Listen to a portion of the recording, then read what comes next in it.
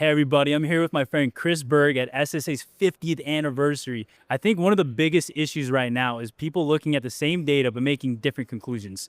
And what it can lead to is this irresponsible development where, all deals end up taking a hit. So how have you and the team kind of found ways to account for bad actors in this space or people not doing their homework and building when maybe they shouldn't? Such a good question from the standpoint that a lot of guys right now are sitting on money that they almost have to deploy, right? One of the big conversations again today was just all the institutional capital. The guys are looking at their portfolios and going, hey, I want a bigger sliver of this to be self-storage. So more capital is going to be coming in the space. They don't want to just sit on it, which sometimes can make poor development decisions as well. And so one of the good things about our team is we feel like we've got really patient capital. We're very judicious, making sure we're getting the right returns.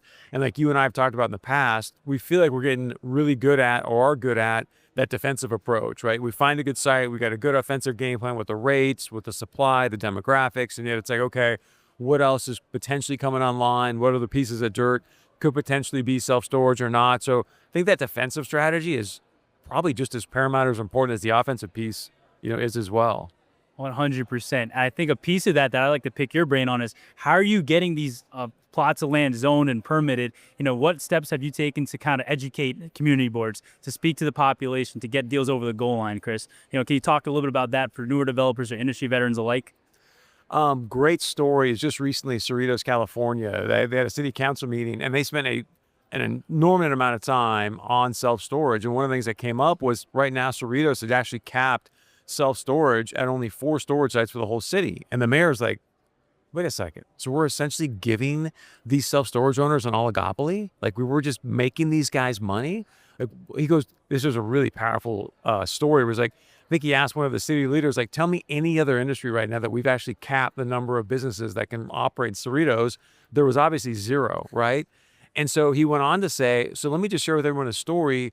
Just in 2024, the single biggest one self-storage site sale took place in Cerritos for $91 million. And his point was like, hey guys, we're making these guys wealthy, which obviously, we're happy about.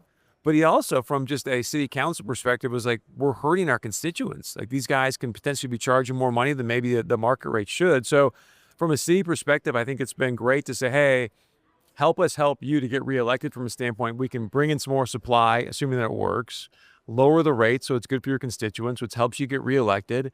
But then there was another good story with a city councilman that said, hey, let's have more self-storage here so we can take all these cars off the streets. People can start to, take stuff off their lawn. So the tune, I think, is beginning to change a little bit. Nice. Chris, you touched on something really important. It's like when kind of educating or convincing people to approve these projects, you need a good story.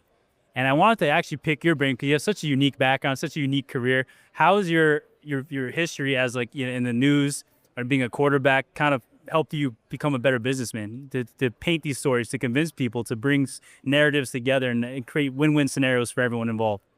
2 things, I guess. One, facts tell and stories sell, right? So telling a lot of great stories like we just talked about in Cerritos, saying, hey, your job, or predominantly for elected officials, is to get reelected. So help us help you do that by doing the right thing for your constituents. And the football piece is what we talked about a moment ago, right? Like laying out the game plans, like what's our offensive game plan, what's the defensive game plan to ensure that if we're going to go put down $20 million, for an example, on an asset, how do we mitigate risk and then obviously give us the biggest upside?